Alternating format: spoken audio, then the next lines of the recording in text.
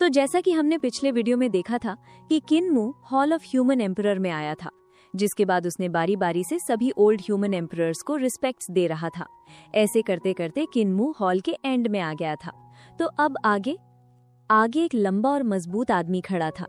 किन्मू धीरे धीरे sacred hall की सीढ़ियां चढ़ रहा था और उसके पीछे वो मिस्टीरियस चेस्ट खड़खड़ा रहा था।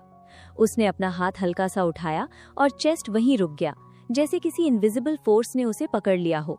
उसने अपने चारों पैर समेटे और भारी आवाज के साथ फर्श पर आ गिरा। जैसे ही चेस्ट का अपर लिड धीरे धीरे खुला, एक क्रीपी सी चरमराहट गूंजी। उस छोटे से गैप से ड्रैगन क्यूलिन बाहर झांका और उसकी नजर चारों तरफ घूम गई। हर जगह सिर्फ ग्रेवस्टोन्स ही ग्रेवस्टोन्स थे।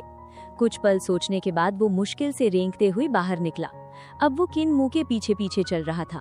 उसका पेट जमीन से चिपका हुआ और उसकी पूंछ नीचे झुकी हुई, इतनी भी नहीं कि फर्श को छू सके। डर ऐसा था कि उसने सांस लेने की आवाज तक दबा दी। अचानक ड्रैगन क्यूलिन को महसूस हुआ कि किसी ने उसकी पूंछ पर पैर रख दिया है और वो जोर से चीख पड़ा। उसका पूरा शरीर कांप उठा, बाल और स्केल्स एकदम खड़े हो गए। किन्मू तुरंत पीछे मुड़ा और देखा कि ड्रैगन क्यूलिन ने अपने ही दोनों पंजे अपने मुंह में ठूंस रखे हैं ताकि वो खुद को चुप कर सके। उसी पल उसकी आवाज बंद हो गई। जब किन्मू ने फिर से पीछे देखा तो उसकी नजर उस चेस्ट पर गई जो अब दबे पांव उनके पीछे पीछे आ रहा था। वही चेस्ट था जिसने ड्रैगन क्यूलिन की पूंछ पर कदम रखा था और उसे बुरी तरह डरा दिया था। किन्मू का सिर हल्का सा दर्द करने लगा। वो दोनों को डांटना चाहता था, लेकिन ये जगह बहुत सेक्रेड और डिग्निफाइड थी, इसलिए उसने खुद को रोक लिया। उसने बस गहरी सांस ली और बोला, अगर तुम दोनों ने फिर कोई हरकत की तो मैं तुम में से एक को फायरवुड बना दूंगा और दूसरे को खाना। जब वो स्टैचू के पीछे पहुंचा तभी उसे एहसास हुआ कि वो खुद सामने खड़े फिगर के मुकाबले कितना छोटा है। असल में यंग एज में भी वो सिर्फ 1 इंच छोटा था, लेकिन उस स्टैचू से निकलने वाली प्रेजेंस वो किसी साधारण इंसान की नहीं थी। वो एक टावरिंग ऑरा था, एक ऐसा दबाव जो दिल पर सीधा असर करता था। वो statue first ancestor human emperor का था, वही स्टोन स्टैचू जिसे किन्मू ने लिटिल जेड कैपिटल में देखा था।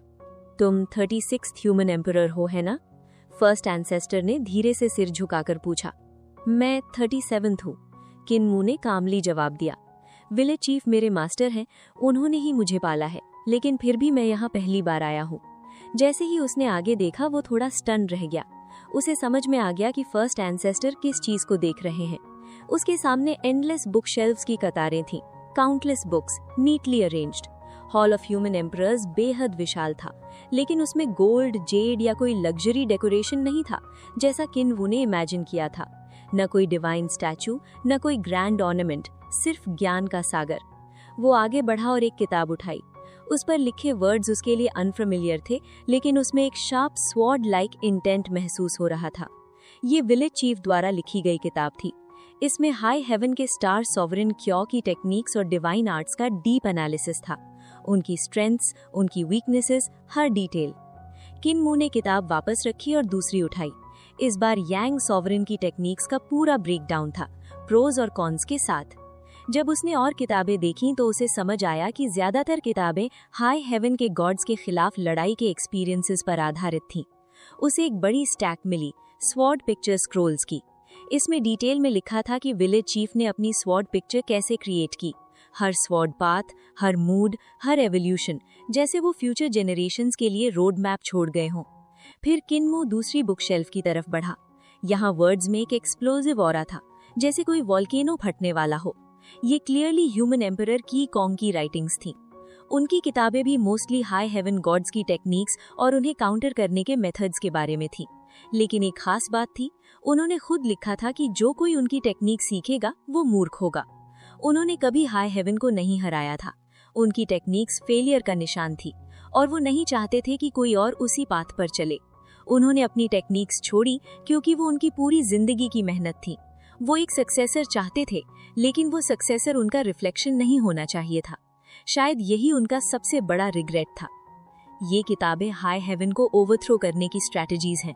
फर्स्ट एंसेस्टर धीरे धीरे चलते हुए उसके पास आए और बुक शेल्फ्स को हल्के से छुआ। इन्होंने हाई हेवन को अपना अल्टीमेट एनिमी माना और उसे गिराने के लिए सब कुछ किया, लेकिन वो सब फेल हो गए। उन्होंने किन्मू की तरफ देखा। तुम यहाँ रह सकते हो, पढ़ सकते हो, शायद तुम्हें अपना रास्ता मिल जाए। किन्मू ने हल्के से सिर हिलाया। हाई हेवन के गॉड्स लगभग खत्म हो चुके हैं। 4 हेवनली किंग्स भी जा चुके हैं। अब हाई हेवन कोई बड़ा थ्रेट नहीं है। ये किताबें अब उतनी यूजफुल नहीं रहीं। उसने फर्स्ट एंसेस्टर की आंखों में देखा। मेरा गोल हाई हेवन को हराना नहीं है। फर्स्ट एंसेस्टर चौंक गए। तो तुम्हारा गोल क्या है? किन्मू की आंखों में एक अलग ही आग जल उठी। मेरा गोल है इस फेक स्काई को तोड़ना, इस ब्रोकन वर्ल्ड को फिक्स करना, रिफॉर्म के साथ प्रोग्रेस लाना और एक ऐसा प्रॉस्पेरस एरा बनाना जो फाउंडिंग एम्परर का नहीं होगा। उसकी आवाज हॉल में गूंज उठी। फर्स्ट एंसेस्टर, क्या आपका भी यही गोल है? कुछ पल की खामोशी छा गई। नहीं। फर्स्ट एंसेस्टर की आंखें धुंधली पड़ गईं। उन्होंने धीरे से सिर हिलाया। मैं थक चुका हूँ, टाइम से, एंडलेस एनिमीज से। तुम अभी यंग हो, तुम्हारे अंदर फायर है, लेकिन एक दिन टाइम और तुम्हारे एनिमीज तुम्हें भी तोड़ देंगे। उन्होंने धीमे स्वर में कहा, और जब वो दिन आएगा तुम भी इस हॉल ऑफ ह्यूमन एम्परर्स में आओगे और बाकी ह्यूमन एम्परर्स की तरह अपनी किताब छोड़ जाओगे। उनकी आवाज भारी हो गई।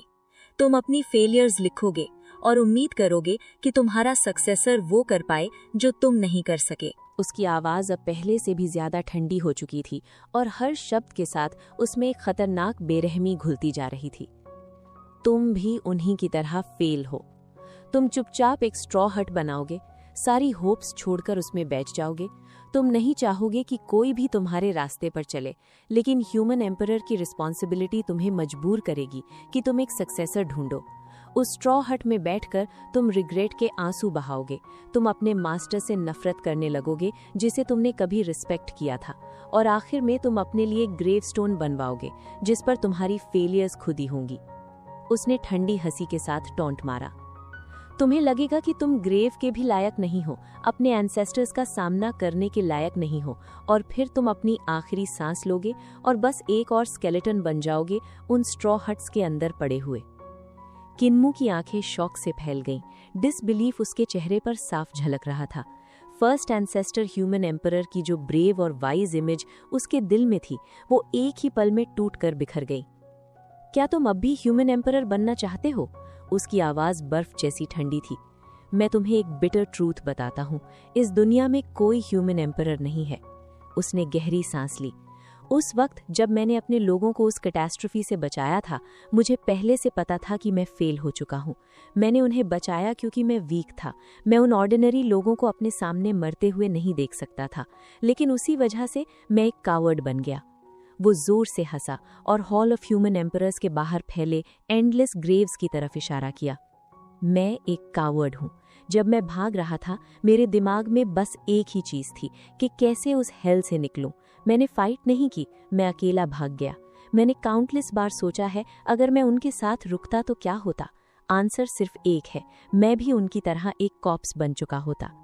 उसकी हंसी अब ऑलमोस्ट इनसेन लग रही थी। हाँ, सही कहा, वे लोग मेरे जीते जी मर गए और दुनिया के दिलों में ह्यूमन एम्परर बन गए। लोग मेरी रिस्पेक्ट करते हैं क्योंकि मैं उन्हें एक सेफ प्लेस तक ले आया, लेकिन सो व्हाट? मैंने उन्हें फ्री नहीं किया, मैंने उन्हें कैदी बना दिया। ये पूरा वर्ल्ड एक जायंट केज है। यहाँ का स्काई भी फेक है। ये एक प्रिजन है जिससे कोई एस्केप नहीं कर सकता।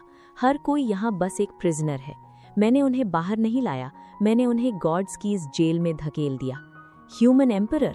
ह्यूमन एम्परर, उसकी आवाज गूंज उठी। इस दुनिया में ह्यूमन एम्परर जैसी कोई चीज एग्जिस्ट ही नहीं करती। उसका गुस्सा फट पड़ा, उसके बाल हवा में उठ गए और वो एक कदम आगे बढ़ा। जैसे ही वो किन्मू के पास पहुंचा, उसकी टेरिफाइंग ऑरा ने किन्मू को पीछे धकेल दिया। अपने उस चाइल्डिश ड्रीम को फेंक दो, अपना बर्डन उतार दो। तुम ह्यूमन एम्परर नहीं हो। शुरू से लेकर अंत तक ह्यूमन एम्परर बस एक इल्यूजन था, एक किलर जिसने ह्यूमैनिटी को गॉड्स के केज में बंद कर दिया। उसकी ऑरा इतनी भारी थी कि किन्मू सांस भी नहीं ले पा रहा था। उसके पास अपनी पूरी वाइटल की का इस्तेमाल करके रेजिस्ट करने के अलावा कोई ऑप्शन नहीं था। तो फिर तुम वापस क्यों आए हो? किन्मू ने मुश्किल से सांस लेते हुए चिल्लाया। तुम उन लोगों के लिए ग्रेवस्टोन्स क्यों बना रहे हो? तुमने उन्हें बरी क्यों किया?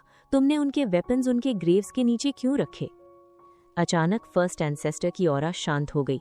उसने अपना सिर झुका लिया।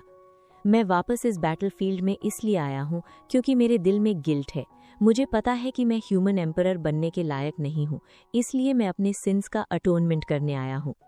किन्मू को इस बात पर यकीन करना मुश्किल था। क्या सच में तुम्हारे अंदर कोई होप नहीं बची? फर्स्ट एंसेस्टर का चेहरा बिल्कुल एक्सप्रेशनलेस था। नहीं यंग मैन, अपने दिल के उस ड्रीम को खत्म कर दो। ये ह्यूमन एम्परर का एक्ट बहुत पहले खत्म हो जाना चाहिए था। किन्मू ने सिर झुका लिया, लेकिन अगले ही पल उसने मुस्कुराते हुए सिर उठाया। उसकी वो ब्राइट स्माइल जो हमेशा उसके चेहरे पर रहती थी फिर से चमक उठी। तुम फेल हुए, वे फेल हुए, लेकिन मैं कभी फेल नहीं हुआ, क्योंकि तुम ह्यूमन एम्परर नहीं बन सकते, इसलिए मैं बनूंगा। फर्स्ट एंसेस्टर ने उसे घूरा। उसके चेहरे पर कंटेम्प्ट साफ दिख रहा था। तुम्हें क्या लगता है कि तुम इसके योग्य हो? मेरा सरनेम किन है, मेरे एंसेस्टर्स फाउंडिंग एम्परर हैं, मैं केयरफ्री विलेज के किन फैमिली से हूँ और मैं ओवरलॉर्ड बॉडी भी हूँ। कोई प्रॉब्लम है? किन्मू ने जोर से चिल्लाकर कहा। फर्स्ट एंसेस्टर ने सिर झुका लिया, लेकिन उसकी नफरत अभी भी बरकरार थी। तुम्हारे दिल में टाइटल्स और प्राइड बहुत ज्यादा है। सो व्हाट अगर तुम फाउंडिंग एम्परर के डिसेंडेंट हो? वो भी हार गया और 20,000 सालों से कहीं नहीं दिखा। ओवरलॉर्ड बॉडी, मैंने इसके बारे में सुना है, लेकिन इसकी कोई अचीवमेंट कभी नहीं देखी। तुम बस एक फूलिश किड हो, एक बच्चा। चलो तुम्हारा इल्यूजन तोड़ देता हूँ। उसने अपनी स्लीव्स ऊपर की और अचानक अटैक कर दिया। किन्मू शॉक में आ गया, लेकिन उसने तुरंत ब्लॉक किया। फिर भी उसे महसूस हुआ कि उस अटैक में ज्यादा स्ट्रेंथ नहीं थी और वो हैरान रह गया। फर्स्ट एंसेस्टर की पावर अचानक एक्सप्लोड हुई और डिवाइन आर्ट्स की लहर ने शेल्फ्स पर रखी सारी बुक्स को हवा में उछाल दिया। इन बुक्स को डिस्ट्रॉय मत करो, किन्मू ने गुस्से से चिल्लाकर हमला किया। उसके पीछे एक मैसिव बुद्धा प्रकट हुआ और 14 लेयर्स ऑफ हेवनली गॉड्स और बुद्धाज उसे सराउंड करने लगे, जो 14 रेज में बदल गए।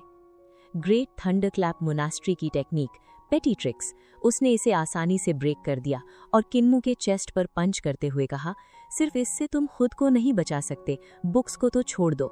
किन्मू पीछे हट गया, लेकिन उसका बॉडी एक शैडो में बदलकर जमीन पर गिर गया।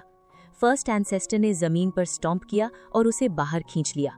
अपनी वाइटल की को स्वॉर्ड की तरह यूज करते हुए उसने सीधे किन्मू के हार्ट की तरफ स्ट्राइक किया। इतनी लो कैपेबिलिटी के साथ तुम्हारा फ्यूचर सिर्फ डेथ है, फर्स्ट एंसेस्टर ने मॉक किया। तुम भी फेल हो। किन्मू का गुस्सा भड़क उठा। उसने अपनी की को स्वॉर्ड में गैदर किया। जैसे ही उसने अपनी फिंगर उठाई, वाइटल की स्वॉर्ड्स टकराई और गूंजने लगी। लगातार क्लैशेस होने लगे और बुक्स स्वॉर्ड की से कट होकर बिखरने लगी। किन्मू की आंखों में बर्निंग हेट्रेड साफ दिख रही थी। उसने उन टूटती किताबों को देखा और चिल्लाया, उनके ब्लड, स्वेट और टीयर्स को डिस्ट्रॉय मत करो। तो आओ और मुझे रोक कर दिखाओ। फर्स्ट एंसेस्टर हंसा। अगर तुम मुझे डिफीट नहीं कर सकते तो तुम बस एक यूजलेस ट्रैश हो। कुछ और किताबें राख बनकर बिखर गई और किन्मू का गुस्सा अब अपने चरम पर पहुंच चुका था। फर्स्ट एंसेस्टर ह्यूमन एम्परर जिस तरह पिछले ह्यूमन एम्परर्स की सारी मेहनत को मिटा रहा था, वो सिर्फ डिस्ट्रक्शन नहीं था, वो एक इंसल्ट था village chief, human emperor Kang और उन सभी लोगों के अस्तित्व पर जिन्होंने अपनी पूरी जिंदगी लगा दी थी। किन्मू की वाइटल की अचानक बेकाबू होकर फट पड़ी। उसकी लाल एनर्जी एक टेरिफाइंग ब्लड सी में बदल गई, एक ऐसा समुद्र जिसमें काउंटलेस गॉड्स और डेविल्स की लाशें तैर रही थी। ये कोई साधारण मूव नहीं था, ये था फाउंडर एम्परर स्वॉर्ड का सेकेंड फॉर्म, ब्लड सी। लेकिन किन्मू का वर्जन अलग था। जहां विलेज चीफ ने 14 स्वॉर्ड फॉर्म्स इस्तेमाल किए थे, किन्मू ने 18 फॉर्म्स को इसमें मर्ज कर दिया था। उसकी टेक्निक में फ्लॉस थे, लेकिन रॉ पावर विलेज चीफ से कहीं ज्यादा। अचानक उस ब्लड सी से फर्स्ट एंसेस्टर की शैडो उभरती है। उसकी स्वॉर्ड टेक्निक समुद्र को चीर देती है, रास्ता बनाते हुए। डेड गॉड्स और डेविल्स की लाशें जैसे जिंदा हो उठती हैं और किन्मू पर टूट पड़ती हैं, जैसे वो फर्स्ट एंसेस्टर की मदद कर रही हों। Bang bang bang. किन्मू पीछे उड़ जाता है। उसके शरीर से खून फूट पड़ता है। हर ड्रॉप उस ब्रूटल अटैक का सबूत था। वो सीधा हॉल ऑफ ह्यूमन एम्परर्स की दीवार से टकराता है और नीचे गिर जाता है। ड्रैगन क्यूलिन गुस्से से गरजता है और सीधे फर्स्ट एंसेस्टर पर हमला कर देता है। लेकिन फर्स्ट एंसेस्टर की उंगलियां बस हल्की सी हिलती हैं और एक मैसिव रूनिक सील बन जाती है, जो ड्रैगन क्यूलिन के मुंह को पूरी तरह बंद कर देती है। उसकी क्यूलिन फायर इंस्टेंटली एक्सटिंग्विश्ड। एक झटके में ड्रैगन क्यूलिन दीवार से टकराकर गिर जाता है। उसी वक्त वो मिस्टीरियस चेस्ट भी आगे बढ़ता है फर्स्ट एंसेस्टर को निगलने के इरादे से, लेकिन फर्स्ट एंसेस्टर बस एक किक मारता है और चेस्ट उड़कर ड्रैगन क्यूलिन से टकराता है और दोनों हॉल से बाहर गिरते हुए सीढ़ियों पर लुढ़क जाते हैं। फर्स्ट एंसेस्टर ठंडे चेहरे से बोलता है, तुम्हें अब समझ आ जाना चाहिए, तुम्हारा ओवरलॉर्ड बॉडी, तुम्हारा फाउंडर एम्परर लिनेज सब हॉलो टाइटल्स हैं। वो हाथ हिलाता है, एक बुकशेल्फ हवा में उठती है और सारी किताबें बिखर जाती हैं। एक झटके में वो उन्हें पेपर बटरफ्लाइज में बदल देता है। ये किताबें तुम्हारी तरह हैं, मीनिंगलेस। चाहे जितनी मेहनत कर लो सब बेकार है।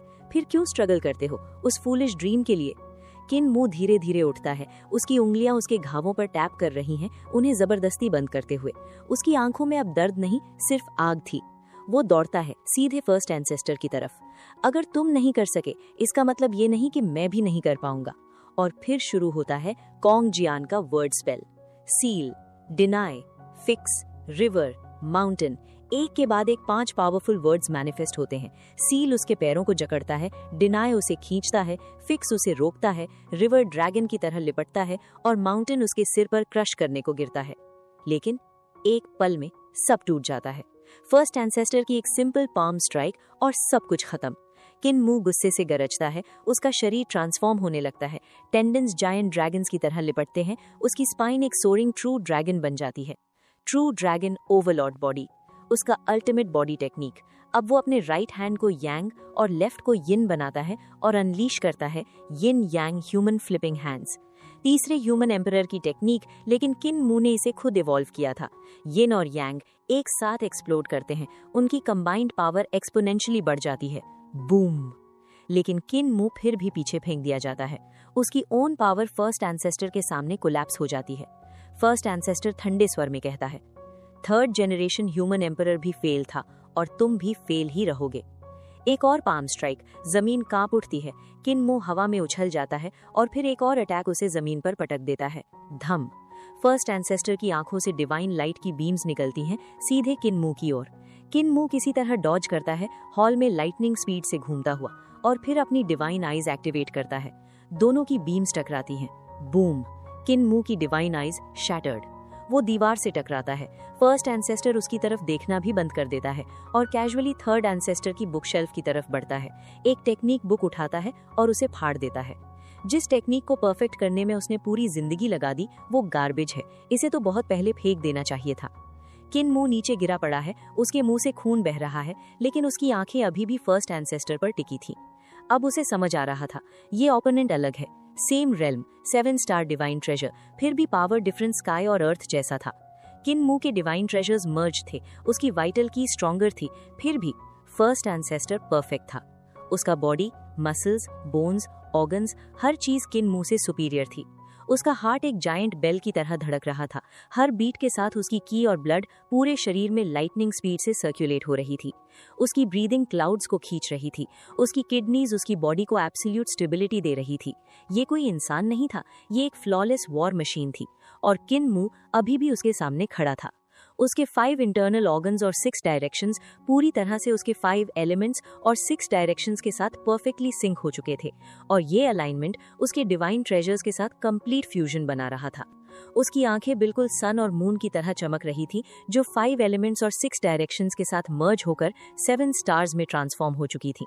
वर्ल्ड के बारे में उसकी अंडरस्टैंडिंग अब उस लेवल पर पहुंच चुकी थी जो किन मू ने अपनी पूरी लाइफ में पहले कभी विटनेस नहीं किया था। उसका डांटियन एक मैसिव फर्नेस की तरह जल रहा था, बिल्कुल म्यूट लेकिन बेहद पावरफुल। वो एक ब्लेजिंग सन की तरह था जो एंडलेस एनर्जी जनरेट कर रहा था, जिससे उसका बॉडी हर समय पीक परफॉर्मेंस पर ऑपरेट कर रहा था। इस तरह की बॉडी स्टेट सिंग एन जैसी थी, लेकिन सच कहें तो ये उससे भी ज्यादा टेरिफाइंगली पावरफुल थी। उसकी रियल सोल भी अब एक अनइमेजिनेबल लेवल पर इवॉल्व हो चुकी थी। रियल सोल सोल एम्ब्रियो थी, वाइटल की सोल। किन मू अपनी रियल सोल पर बहुत प्राउड था, क्योंकि ये बाकी सबकी तुलना में स्ट्रॉन्गेस्ट थी और उसकी सोल स्टेबिलिटी भी अनमैच थी। वो अपनी रियल सोल को दूसरों के उलट 6 डायरेक्शंस रेल्म के वॉइड में फ्रीली रोम करने दे सकता था। उसने प्राइमोर्डियल स्पिरिट के साथ ड्यूअल कल्टिवेशन भी किया था और प्राइमोर्डियल स्पिरिट गाइड को एस्टैब्लिश किया था। कुछ समय तक 6 डायरेक्शंस रेल्म में कल्टिवेशन करने के बाद उसकी प्राइमोर्डियल स्पिरिट काफी स्ट्रॉन्ग हो चुकी थी और अपने कंपेनियंस के बीच वो अनमैच था। यहाँ तक कि जू शेंग हुआ की प्राइमोर्डियल स्पिरिट भी उससे एक स्टेप वीकर थी। फिर भी फर्स्ट एंसेस्टर ह्यूमन एम्परर के सामने उसकी प्राइमोर्डियल स्पिरिट बहुत ही वीक थी। फर्स्ट एंसेस्टर ह्यूमन एम्परर की प्राइमोर्डियल स्पिरिट और फिजिकल बॉडी बिल्कुल आइडेंटिकल थे। उसके हार्ट की मूवमेंट से फिजिकल अटैक्स निकलते थे और उसकी स्पिरिट की मूवमेंट वाइटल की डिवाइन आर्ट्स में कन्वर्ट हो जाती थी। उसकी विल की मूवमेंट इन दोनों अटैक्स को परफेक्टली मर्ज कर देती थी। इसका रिजल्ट ये था कि फर्स्ट एंसेस्टर के अटैक्स अनबिलीवेबली फास्ट हो चुके थे, इतने कि किन मू उन्हें बिल्कुल भी काउंटर नहीं कर पा रहा था। वे लगातार स्टॉर्म की तरह उस पर क्रैश कर रहे थे। चाहे वो फर्स्ट एंसेस्टर का बॉडी हो या डिवाइन आर्ट्स, सब कुछ कंप्लीटली यूनिफाइड था। वो डिवाइन आर्ट्स का परफेक्ट प्रैक्टिशनर था। वो एक ट्रू गॉड का यंग फॉर्म था। फिर भी इतना powerful existence founding emperor era के फाइनल ईयर्स में, जब डिजास्टर और वॉर इरप्ट हुआ, तब वो एक फ्यूजिटिव बन गया। इतना पावरफुल बीइंग भी, जिसे कोई डिफीट नहीं कर सकता था, अपने कंपेनियंस के साथ मरने से डरकर भाग गया, तो इमेजिन करो एनिमी कितना टेरिफाइंग होगा। फाड़ना बंद करो, किन्मू हैवी ब्रीदिंग के साथ बोला। फर्स्ट एंसेस्टर लगातार बुक्स को टीयर कर रहा था, थर्ड एंसेस्टर की एफर्ट्स को पीसेस में डिस्ट्रॉय कर रहा था। उसने कोल्ड टोन में कहा, इनको रखने का क्या मतलब है? जिन्होंने ये बुक्स लिखी है वे यूजलेस हैं, इसीलिए ये बुक्स भी यूजलेस हैं। ये बस स्पेस ऑक्यूपाई कर रही हैं, तो इन्हें डिस्ट्रॉय करना ही बेटर है। और तुम भी अलग नहीं हो, फ्यूचर में तुम भी इनके जैसे यूजलेस बन जाओगे। इवन अगर तुम मेरे लेवल तक पहुंच भी गए, तब भी तुम यूजलेस ही रहोगे।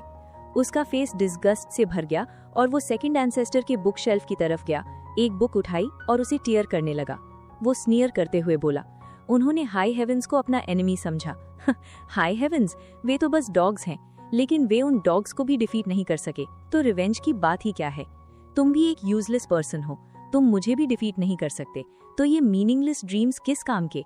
जल्दी घर जाओ, एक वुमन ढूंढो और एक चाइल्ड पैदा करो। किन्मू रेज में रोर करते हुए उसकी तरफ चार्ज हुआ। उसकी आईब्रोज के बीच का स्पिरिट एम्ब्रियो उसकी सोल में मर्ज होकर प्राइमोडियल स्पिरिट बन गया। उसने अपने फिजिकल बॉडी और प्राइमोडियल स्पिरिट को यूनिफाई कर दिया, क्योंकि उसने समझ लिया था कि फर्स्ट एंसेस्टर इतना पावरफुल क्यों है, और उसने उसी टेक्निक को इंस्टेंटली अप्लाई कर दिया। मैंने कहा था अब और मत फाड़ो। उसकी स्पीड ड्रास्टिकली इंक्रीज हो गई और उसकी पाम स्ट्राइक टेरिफाइंग पावर से भर गई। लेकिन अगले ही मोमेंट फर्स्ट एंसेस्टर ने उसे फिर से रिपेल कर दिया। Great overlooking heavenly stars palm force.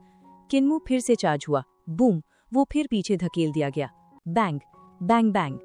Hall of human emperors के अंदर कुछ समय तक हेवी इम्पैक्ट्स की एको गूंजती रही। काफी देर बाद ये साउंड्स फाइनली स्टॉप हुई। फर्स्ट एंसेस्टर ह्यूमन एम्परर ने किन्मू को देखा, जो मुश्किल से क्रॉल करते हुए उठ रहा था, और उसने हेड शेक किया। अब भी गिव अप नहीं किया। तुम पिछले ह्यूमन एम्परर से अलग हो। उन्हें उनके मास्टर्स ने डिसीव किया था। उनके पास ह्यूमन एम्परर बनने के अलावा कोई ऑप्शन नहीं था। अगर उन्हें क्विट करने की परमिशन मिल जाती तो वे खुशी खुशी छोड़ देते, लेकिन तुम्हें भी डिसीव किया गया था, राइट? किन्मू ट्रेम्बलिंग करते हुए खड़ा हुआ, अपने वुंड सील किए और हेवी ब्रीदिंग के साथ अपने लिप्स से ब्लड वाइप किया। विलेज चीफ ने मुझे डिसीव नहीं किया। उसने पहले ही बता दिया था कि ह्यूमन एम्परर बनने का कोई बेनिफिट नहीं है और मुझे हंट भी किया जा सकता है। तो फिर तुम अभी भी खड़े क्यों हो? फर्स्ट एंसेस्टर कंफ्यूज था। तुम गिव अप क्यों नहीं करते? ऐसा कुछ क्यों कर रहे हो जिससे तुम्हें कोई फायदा नहीं? क्या तुम स्टूपिड हो? किन्मू मुस्कुराया। उसके टीथ पहले से ब्लड से स्टेन थे। अगर कोई ये नहीं करेगा तो होप हमेशा के लिए खत्म नहीं हो जाएगी। अगर तुम नहीं करना चाहते तो मुझे क्यों रोक रहे हो? क्योंकि तुम स्टूपिड हो। फर्स्ट एंसेस्टर ने फ्यूरियसली अटैक किया, हर स्ट्राइक पहले से भारी। वो रोर किया, तुम स्टूपिड हो क्योंकि तुम गिव अप नहीं करना जानते। तुम बस अपनी लाइफ वेस्ट करोगे। फ्यूचर में काउंटलेस एनिमीज होंगे, और अगर तुम मुझसे भी फाइट नहीं कर सकते तो उनसे कैसे लड़ोगे? मेरी मिस्टेक की कीमत फ्यूचर जेनरेशंस को नहीं चुकानी चाहिए। अभी गिव अप कर दो। बूम, किन्मू ने हेड स्ट्राइक लिया और पीछे स्टैगर हो गया। फर्स्ट एंसेस्टर के अटैक स्टॉर्म की तरह बरस रहे थे, हर स्ट्राइक माउंटेन जैसी हैवी और ब्लेड जैसी शार्प। गिव अप करो, गिव अप करो, अभी गिव अप कर दो। किन्मू हॉल ऑफ ह्यूमन एम्परर से बाहर गिर पड़ा। जैसे ही वो उठने की कोशिश कर रहा था, फर्स्ट एंसेस्टर पहले ही उसके पास पहुंच चुका था। उसने हेवन और अर्थ स्टांस लिया और उसे फिर से फ्लिंग कर दिया। जब किन्मू दो ग्रेव्स के बीच गिरा, फर्स्ट एंसेस्टर इंस्टेंटली उसकी चेस्ट पर स्टेप रखने के लिए अपीयर हो गया। क्या तुमने गिव अप कर दिया? किन्मू ने उसका एंकल पकड़कर उसे खींच लिया, खुद को फिर खड़ा किया और रोर करते हुए चार्ज हुआ। ह्यूमन एम्परर का टाइटल तुमने खुद को नहीं दिया, ये तुम्हें सभी रेसेस के सभी लोगों ने दिया है। तुम इसे वापस नहीं ले सकते। ह्यूमन एम्परर एक इल्यूजन है। मैं तुम्हारे दिल का ये इल्यूजन तोड़ दूंगा। कोल्ड आइज के साथ फर्स्ट एंसेस्टर ने उसकी नेक पकड़कर उसे हवा में उठा लिया। किन्मू ने टाइटली उसके हैंड्स पकड़ लिए और उन्हें एक जाइंट ड्रैगन की तरह रैप करके फ्लिप कर दिया। बूम, फर्स्ट एंसेस्टर ने उसे ब्लास्ट करके दूर फेंक दिया। फर्स्ट एंसेस्टर खड़ा हुआ और स्ट्रॉ हट की तरफ चला और मॉकिंग टोन में कहा, ये यूजलेस लोग ही हैं जिन्होंने ये इल्यूजन क्रिएट किया कि ह्यूमन एम्परर को सैक्रिफाइस करना चाहिए। उन्होंने तुम्हारे जैसे पैशनेट यूथ को रेकलेस बना दिया। मैं इनके रिमेन्स को डिस्ट्रॉय कर देता हूँ। वो हट में घुसा और सेकंड एंसेस्टर के टूम्बस्टोन को क्रश कर दिया। फिर उसने सेकंड एंसेस्टर का स्केलेटन उठा लिया। तुम्हारी हिम्मत! किन्मू रेज में रोर किया और अचानक एक वायलेंट विंड उठी। फर्स्ट एंसेस्टर मुड़ा और इनकमिंग पंच को ब्लॉक करने के लिए पाम उठाई। वो ब्लड सोक्ड फिस्ट थी जिसमें अनकंट्रोलेबल रेज भरा था। फिंगर्स ट्रेम्बल कर रही थी। Boom! Countless lightning bolts first ancestor के फेस पर क्रैश हुए, उसे हवा में उड़ा दिया। स्ट्रॉ हट एक्सप्लोड हो गई और ब्लड कवर्ड किन्मू ने सेकंड एंसेस्टर का स्केलेटन रिस्पेक्टफुली प्लेस किया, बाव किया और फिर एरो की तरह फर्स्ट एंसेस्टर के पीछे शूट कर गया। अगर तुम नहीं कर सकते तो मुझे करने दो, मैं कर सकता हूँ। दूर आसमान में एक ग्रे क्लाउड उठा और एक फेंट क्रैकिंग साउंड पूरे बैटलफील्ड में गूंज गई। किन्मू जमीन पर जोर से गिरता है, चारों तरफ कीचड़ उछलकर फैल जाता है।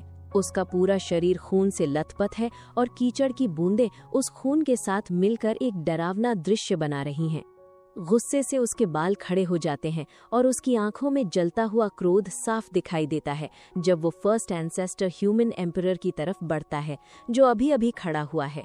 तुम इस बैटलफील्ड के भगोड़े हो, तुम्हें किसी को नीचा दिखाने का कोई हक नहीं है। किन्मू गरजता है और बिना रुके फर्स्ट एंसेस्टर ह्यूमन एम्परर पर झपट पड़ता है।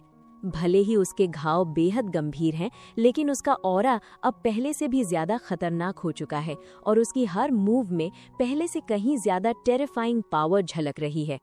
उसके सीने में भरा हुआ गुस्सा उबल रहा है। जब फर्स्ट एंसेस्टर दूसरे एंसेस्टर के स्केलेटन को खत्म करने वाला था, तब किन्मू को ऐसा लगा जैसे उसका सारा खून फटकर बाहर आ जाएगा।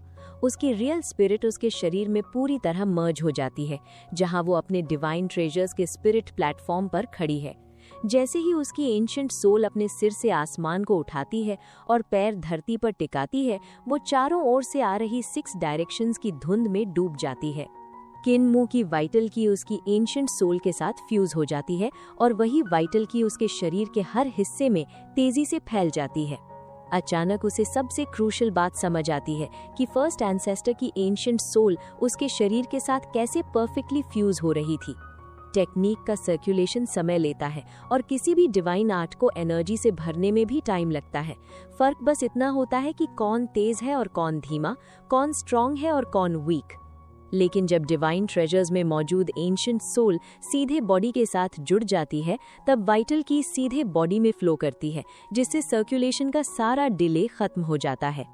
फर्स्ट एंसेस्टर ह्यूमन एम्परर की स्पीड सिर्फ इसलिए नहीं थी कि उसका शरीर गॉड रेल्म में था, बल्कि इसलिए भी कि उसकी एंशिएंट सोल और बॉडी का फ्यूजन फ्लॉलेस था।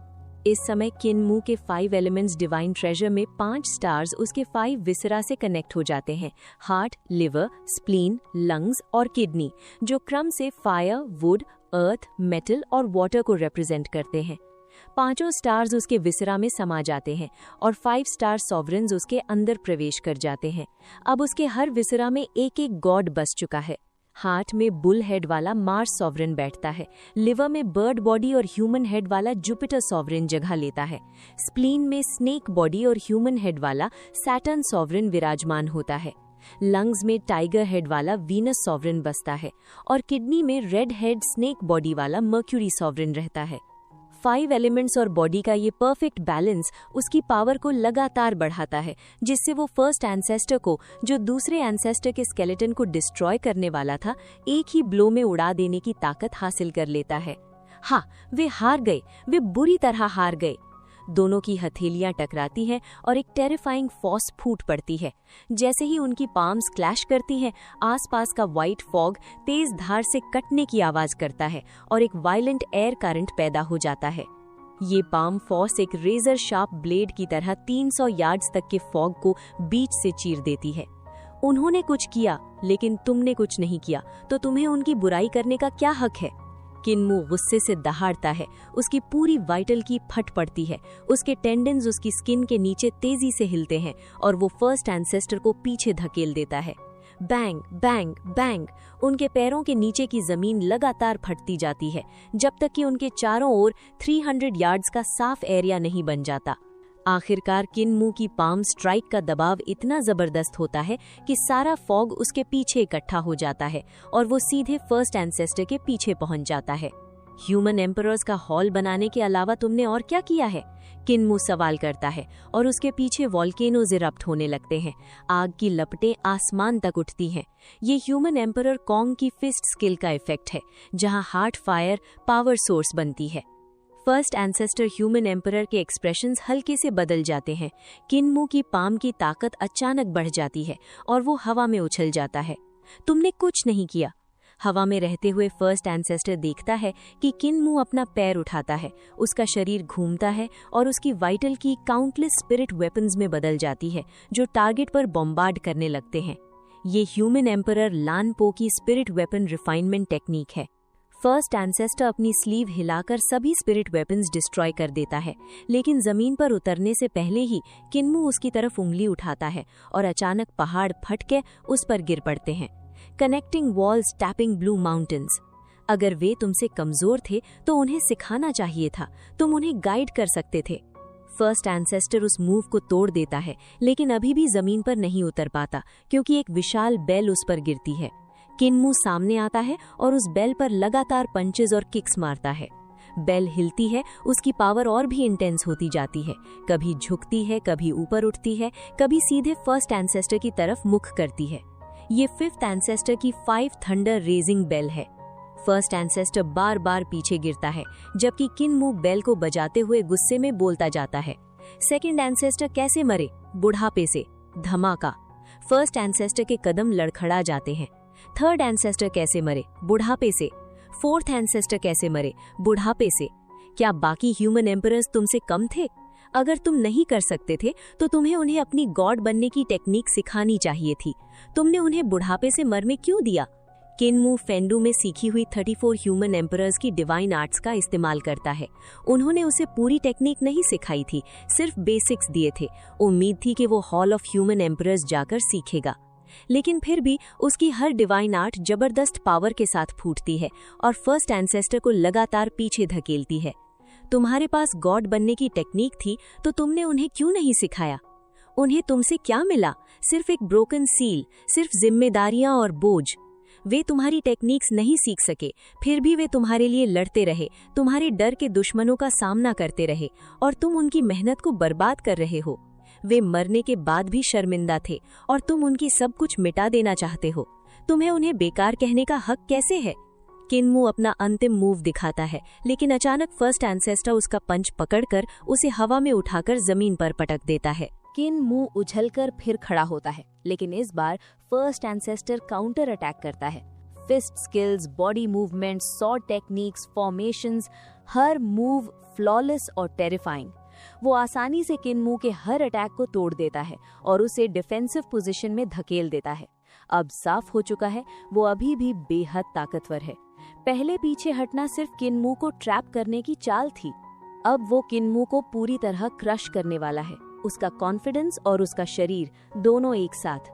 उसका बैटल एक्सपीरियंस अनमैच्ड है, उसका फिजिकल बॉडी परफेक्ट कंडीशन में है और वाइटल ची पर उसका कंट्रोल अनइमेजिनेबल लेवल पर पहुंच चुका है। किन्मू अपनी इमोशंस को अनलीश करके लड़ रहा है, जबकि फर्स्ट एंसेस्टर अपनी फीलिंग्स को पूरी तरह कंट्रोल में रखकर बिना एक भी एक्स्ट्रा एनर्जी वेस्ट किए लड़ रहा है। बैंग बैंग धमाका। किन्मू को अनगिनत घूंसे, लातें और डिवाइन आर्ट्स लगातार लगती रहीं। फर्स्ट एंसेस्टर ह्यूमन एम्परर के जवान ट्रू गॉड बॉडी के सामने किन्मू अभी भी बेहद फ्रैजाइल था। उसका रियल ड्रैगन ओवरलॉर्ड बॉडी अब पूरी तरह जवाब दे चुका था और फर्स्ट एंसेस्टर ह्यूमन एम्परर ने बस एक उंगली से उसके भौहों के बीच छूकर उसे पूरी तरह तोड़ दिया। किन्मू हवा में उछलकर दूर जा गिरा, बिल्कुल एक फजी हुई अनाज की बोरी की तरह, और आकर सेकंड एंसेस्टर की टूटी फूटी ग्रास हट के सामने धड़ाम से गिर पड़ा। वो उठने की कोशिश करता है, बार बार कोशिश करता है, लेकिन उसका शरीर अब उसका साथ नहीं दे रहा। फर्स्ट एंसेस्टर ह्यूमन एम्परर ठंडे चेहरे के साथ धीरे धीरे उसके पास आता है और बिना किसी इमोशन के बोलता है, तुमने बहुत बातें की, लेकिन क्या उनका कोई मतलब था? अगर तुम कर सकते हो तो मुझे हरा कर दिखाओ, नहीं तो ह्यूमन एम्परर का टाइटल लेने का कोई हक नहीं है तुम्हें। और याद रखो, जिन दुश्मनों का सामना तुम्हें करना पड़ेगा वो मुझसे भी ज्यादा खतरनाक होंगे। किन्मू की आंखें फैल जाती हैं, वो हेल्पलेस होकर देखता रहता है जब first ancestor human emperor second ancestor की हट की तरफ बढ़ता है और उस स्केलेटन को उठा लेता है। मत। किन्मू रेंगते हुए आगे बढ़ता है, पूरी ताकत लगाकर, और जाकर फर्स्ट एंसेस्टर के टखने को पकड़ लेता है। उसकी आवाज टूटती हुई, मैं तुमसे विनती करता हूँ। कचा। सेकंड एंसेस्टर का स्केलेटन टूटकर जमीन पर बिखर जाता है। फर्स्ट एंसेस्टर ह्यूमन एम्परर अपने पैर से उसे ठोकर मारता है और ठंडे स्वर में कहता है, अगर तुम मुझे नहीं हरा सकते तो उन्हें भी कभी नहीं हरा पाओगे। ये सिर्फ पहली बार है, तुम्हारे पास अभी भी 34 मौके हैं। किन मू की नजरें धुंधली हो जाती हैं, उसका चेहरा बर्फ की तरह ठंडा पड़ जाता है। फर्स्ट एंसेस्टर उसे उठाकर जोर से जमीन पर पटक देता है। हर बार जब तुम हारोगे, एक ह्यूमन एम्परर का स्केलेटन टूटेगा। अगर तुम हारते रहे तो ये सब खत्म हो जाएंगे। अब जाओ। ड्रैगन क्यूलिन दहाड़ने की कोशिश करता है, लेकिन उसकी आवाज ही नहीं निकलती। फर्स्ट एंसेस्टर की एक नजर उस पर पड़ती है और वो तुरंत सिर झुका लेता है। वो किन मू को लेकर उस जगह से निकल जाता है, लेकिन जाते जाते किन मू की आवाज गूंजती है, मैं तुम्हें मार डालूंगा, मैं तुम्हें जरूर मार डालूंगा। फर्स्ट एंसेस्टर ह्यूमन एम्परर के कदम एक पल के लिए रुकते हैं, लेकिन वो पीछे मुड़कर नहीं देखता, और जैसे ही किन मू चला जाता है, फर्स्ट एंसेस्टर अचानक घुटनों के बल गिर जाता है। धूल उड़ती है और वो टूटती आवाज में बोलता है, मुझे माफ कर दो, मेरा ऐसा इरादा नहीं था। तभी टूटे हुए अवशेषों में से एक घोस्ट निकलता है, जो सेकंड एंसेस्टर की शक्ल में मुस्कुरा रहा होता है।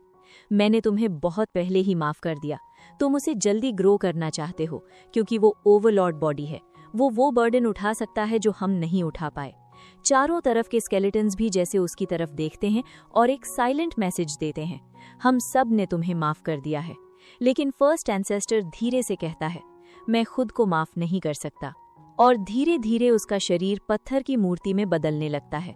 दूसरी तरफ किन मू को लेकर ड्रैगन क्यूलिन और सिनेबार बीस्ट कई पहाड़ पार कर रहे होते हैं, पूरी सावधानी के साथ, और 2 दिन बाद वो बॉर्डर ड्रैगन सिटी पहुंचते हैं। सी युनस्यांग और हु लिंगर तुरंत किन मू का इलाज शुरू करते हैं और कुछ दिनों में वो फिजिकली ठीक हो जाता है, लेकिन अंदर से वो पूरी तरह टूट चुका होता है। वो ड्रैगन पिलर के ऊपर बैठा होता है, उसकी आंखें बिल्कुल खाली। मैं उसे मार डालूंगा, मैं उसे कभी माफ नहीं करूंगा। लिंग यूशी उसकी हालत देखकर परेशान है, उसे समझ नहीं आता कैसे उसे संभाले, इसलिए वो उसे उसी जगह ले जाती है जहां वो पहले साथ खेलते थे। लिंग यूशी धीरे से कहती है, फादर मुझे वेस्ट अर्थ भेज रहे हैं, क्या तुम मेरे साथ चलोगे? अकेले मत झेलो ये सब, मुझे बताओ, शायद मैं मदद कर सकती हूँ। किन मू उसकी तरफ देखता है, उसकी आंखों में कोई इमोशन नहीं। मैं एक ट्रू गॉड को कैसे हरा सकता हूँ? ये सुनकर लिंग यूशी पूरी तरह शॉक्ड रह जाती है। किन मू लेट जाता है, तुम वेस्ट अर्थ जाओ, अगर तुम वहाँ अच्छा रूल करोगी तो तुम्हें क्राउन प्रिंसेस का टाइटल मिलेगा। मैं तुम्हारी मदद कर सकता हूँ, लेकिन मुझे कुछ चीजों के बारे में सोचना है। लिंग यूशी उसके पास लेट जाती है, आसमान की तरफ देखते हुए। पहले सब कितना सिंपल था, हम दोनों एक दूसरे को पसंद करते थे, फिर ये सब इतना कॉम्प्लिकेटेड क्यों हो गया? किन मू धीरे से कहता है, शायद क्योंकि हम बड़े हो गए। लिंग यूशी उसकी तरफ मुड़ती है, उसकी दाढ़ी से एक बाल खींचती है, क्या तुम अब भी वही किन मू हो? किन मू थोड़ा चौंकता है। शिंग एन ने कहा था हर 7 साल में इंसान का शरीर बदल जाता है, तो शायद अब मेरा आधा शरीर ही ओरिजिनल है। लिंग यूशी घबरा जाती है और गुस्से में उसकी दाढ़ी के और बाल नोचते हुए बोलती है, तुम मुझे डराते क्यों रहते हो? तुम कभी शिंग एन नहीं बनोगे। फिर वो रुकती है, सोचती है, अगर तुम नहीं चाहते तो मैं तुम्हारे साथ रह सकती हूँ। किन मू पूछता है, तुम क्या चाहती हो? लिंग यूशी अचानक खड़ी हो जाती है, उसकी आंखों में आग जल उठती है। मैं जाना चाहती हूँ, मैं एक फीमेल एम्परर बनना चाहती हूँ, मैं अपने फादर को हराना चाहती हूँ, मैं साबित करना चाहती हूँ कि मैं उनसे और उनके सभी बेटों से बेहतर हूँ। और बस यही वो पल था जब किन मू की बेजान आंखों में फिर से रोशनी लौटी, उसके अंदर कुछ फिर से जाग उठा, एक नई आग, एक नया मकसद, और यहीं से शुरू होती है उसकी असली वापसी। और इसी के साथ इस वीडियो को करते हैं एंड।